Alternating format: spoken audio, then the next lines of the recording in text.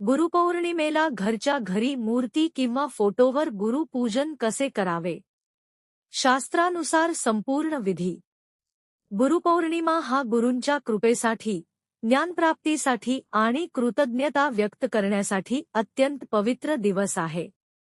ज्यांना देहधारी गुरु नाहीत, त्यांनी आपल्या आराध्य देवतेची किंवा सद्गुरूंची मूर्ती अथवा फोटो गुरुस्थानी ठेवून भक्तिभावाने पूजा करावी. पूजेसाठी लागणारे साहित्य: स्वच्छ पाट किंवा चौरंग, श्री गुरूंची मूर्ती किंवा फोटो, स्वच्छ पाणी, गंध, अक्षता, हळदकुंकू संप्रदायानुसार, फुले, हार, तुळशीपत्र, विष्णू कृष्ण स्वरूप असल्यास, धूप, दीप, नैवेद्य, फळे, दूध, पेढे किंवा घरचा सात्विक प्रसाद, दक्षिणा यथाशक्ती, आरतीचे ताट. पूजेचा संपूर्ण विधी: 1. स्नान व शुद्धी. सकाळी लवकर उठून स्नान करून स्वच्छ व शक्यतो पांढरे किंवा पिवळे वस्त्र परिधान करावेत. 2. संकल्प. हातात पाणी, अक्षता व फूल घेऊन मनोभावे संकल्प करावा. 3. मूर्ती किंवा फोटोची पूजा. मूर्ती असल्यास शुद्ध पाण्याने हलका अभिषेक करू शकता. फोटो असल्यास स्वच्छ कोरड्या किंवा किंचित ओलसर स्वच्छ कापडाने पुसावा. फोटोवर पाणी किंवा पंचामृत ओतू नये.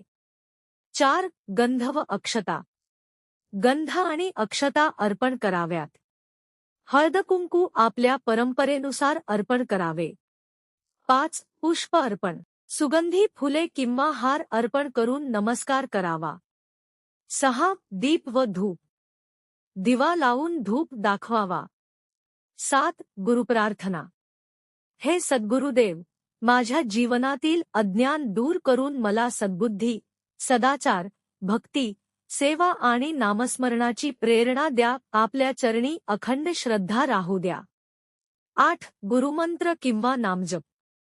ज्यांना गुरुमंत्र आहे त्यांनी त्याचा जप करावा. अन्यथा आपल्या आराध्य देवतेचे नामस्मरण करावे. 9. ग्रंथवाचन.